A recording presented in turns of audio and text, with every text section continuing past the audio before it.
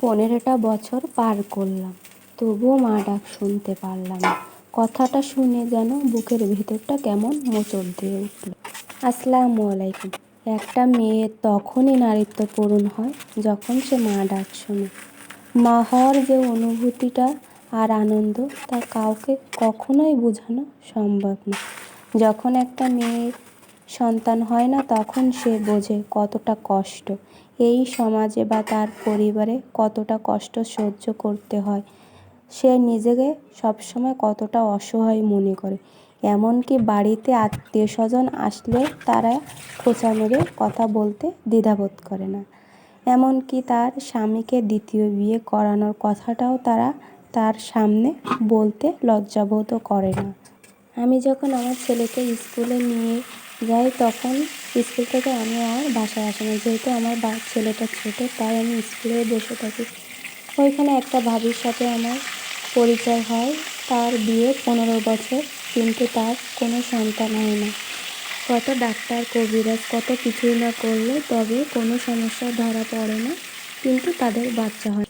ভাবির একটা কথা শুনে আমার খুব খারাপ লাগে বা কষ্ট লাগে। আপনারা তো তাও মা ডাক শুনতে পাচ্ছেন, আপনাদের দেখার মতো কোনো সন্তান আছে, কিন্তু আমার তো কেউই নাই।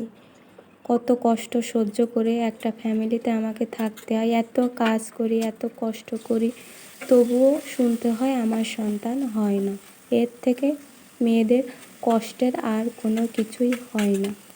কিন্তু ভাবের হাজব্যান্ডটা খুবই ভালো। সে দ্বিতীয় বিয়ে করার কোনো কথাই বলে না। তার ফ্যামিলি থেকে বলে, কিন্তু সে কখনোই রাজি হয় না। শুধু সন্তানের জন্যই কি তাকে বিয়ে করেছে? এটা কখনোই না। তাকে বিয়ে করেছে তার সহধর্মিণী হিসাবে, তাকে একে অপরের পাশে থাকার জন্য। সন্তান হয়নি তো কি হয়েছে?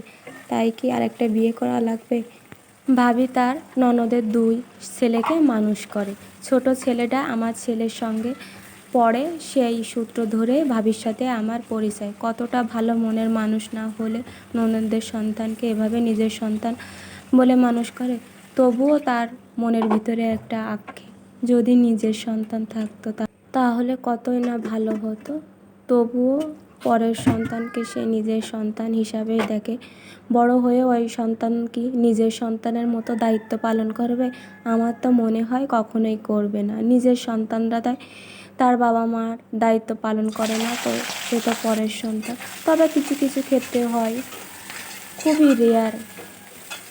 এই ভাবির মতো কত মেয়েদের না জানি সন্তান হচ্ছে না, আর যাদের হচ্ছে তারা সন্তানের প্রতি অবহেলা করছে, আর যাদের হচ্ছে না আল্লাহর কাছে হাজার কান্নাকাটি করে চেয়েও পাচ্ছে না। এটাই তফাৎ। একটা সন্তান একটা মায়ের কাছে আল্লাহর দেয়া নিয়ামত।